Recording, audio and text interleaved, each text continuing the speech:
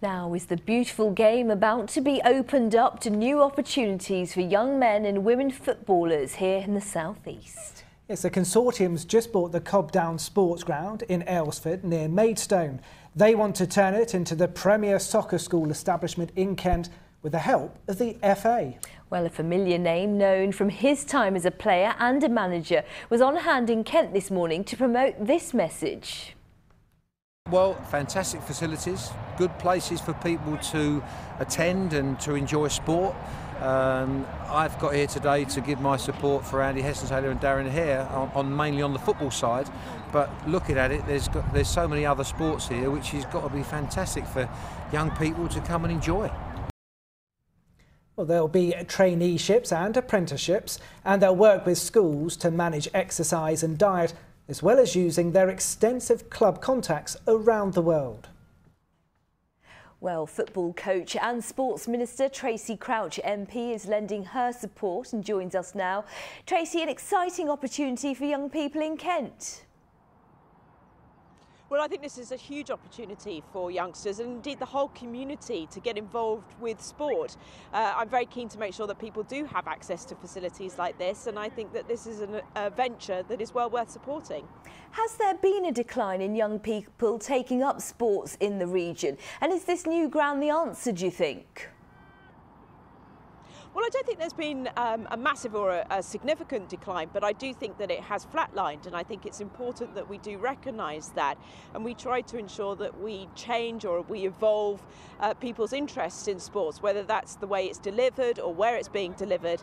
But facilities like this and ventures like this will help encourage more people to get involved in some kind of sport. There was so much talk around the 2012 Olympics that we had a new legacy. Do you think that has happened, or has that flatlined too? I do actually think the legacy has happened. I'm not sure that it's necessarily been measured in the way that it could have been. For example, in the past, we've only measured people's activities over the age of 14, and yet I have met people who are under the age of 14 who were inspired by the Olympics to get involved in sport, and that hasn't been measured in the past. We're changing that now so that people from the age of 5 are going to be measured in the way that they do some sort of physical activity or sport, and I think that will actually have a better reflection on how many people are getting involved in sport. And are you confident that the message is getting out that sport is for girls as well as boys, in football in particular?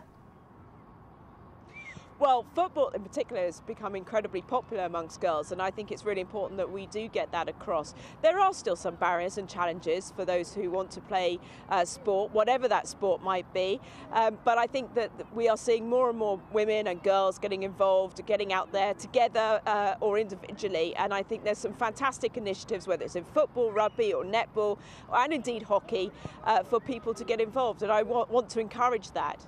And very briefly, will you be bringing your own Medway football team here?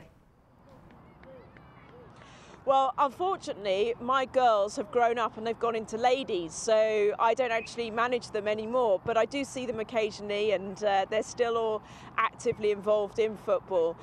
Maybe it's time for the next generation to come through now. Absolutely. Tracey Crouch MP, thank you so much for talking to us. Thank you.